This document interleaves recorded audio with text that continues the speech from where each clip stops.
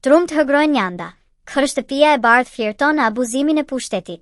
Retorik force, kërcënime ndaj aleatëve dhe një krizë serioze besueshmërie globale. Presidenti Amerikan Donald Trump ka përshkallëzuar në mënyrë alarmante presionin politik dhe diplomatik për marrjen e kontrollit të Groenlanda, duke deklaruar hapur se nuk ndihet më i detyruar të mendojë vetëm për paqen, por për interesat e Shteteve të Bashkuara me çdo kusht. Deklaratat e fundit shënojnë një kapërcim të rrezikshëm nga diplomacia drejt presionit të zhveshur nga çdo normë ndërkombëtare, duke vënë në pikpyetje jo vetëm marrëdhëniet transatlantike, por edhe stabilitetin politik në Arktik. NATO, Danimarka dhe kërcënimi që nuk ekziston.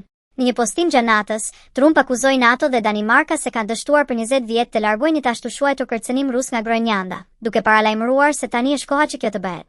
Problemi thelbësor: ky kërcënim nuk mbështetet në asnjë fakt të verifikuar publikisht. As NATO, as Danimarka dhe as vetë Groenlanda nuk kanë raportuar ndonjë agresion real që të justifikojë retorikën alarmiste të Washingtonit. Kjo e kthen narrativën e Trump në krijim artificial armiq, një taktikë e njohur për të justifikuar ambicie territoriale. Groenlanda si monedh presioni për Ukrainën. Në një zhvillim edhe më shqetësues, Trump e lidhi çështjen e Groenlandës me vazhdimin e mbështetjes amerikane për Ukraina, duke paralajmëruar se pa ombrellën e sigurisë së SBA-s, situata atje do të shembej. Ky është një precedent i rrezikshëm politik, përdorimi një lufte aktive dhe një vendi të shkatëruar si mjet shantazhi gjeopolitik për përfitime territoriale. Në terma diplomatik, kjo përbën abuzim flagrant me rolin e një fushie garantuese. Letra për Norvegjin dhe banalizimi i paqes. Kulmi për shkallëzimit erdhi me një letër drejtuar kryeministrit të Norvegjia, Jonas Gahr Støre, vërtetësia e së cilës u konfirmua zyrtarisht. Në të, Trump shkruan se për shkak se Norvegjia nuk i ka dhënë çmimin Nobel për paqen, ai nuk ndihet më i detyruar të mendojë për paqen, por vetëm për interesat amerikane. Kjo deklaratë është ronditëse në nivel institucional. Paqja, sipas së drejtës ndërkombëtare dhe etikës politike, nuk është shpërblim personal, por detyrim moral dhe ligjor i çdo presidenti. Sulm ndaj sovranitetit dhe rendit ndërkombëtar.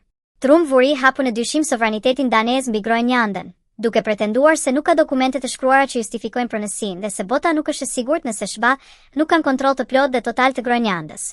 Ky është një diskurs i rrezikshëm, i ngjashëm me logjikën imperialiste të shekujve të kaluar, që bie ndesh me kartën e Okbës, parimet e sovranitetit dhe vetë themelet mbi të cilat SBA ka ndërtuar rolin e tyre global pas luftës së dytë botërore.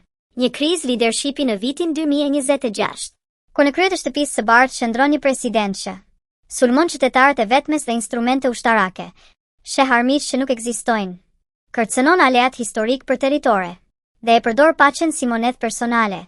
Atëherë problemi nuk është Groenlanda. Problemi është vetë leadershipi. Është e turpshme që në vitin 2026 komuniteti ndërkombëtar të detyrohet të debatojë seriozisht deklarata që përkasin më shumë manualeve të autoritarizmit se sa diplomacisë moderne. Groenlanda sot, një tjetër territor nesër, kjo është rruga që hap një retorikë e tillë. Nëse kjo është forca që Trump pretendon se projekton, atëherë bota ka çdo arsye të ndihet më pak e sigurt, jo më shumë.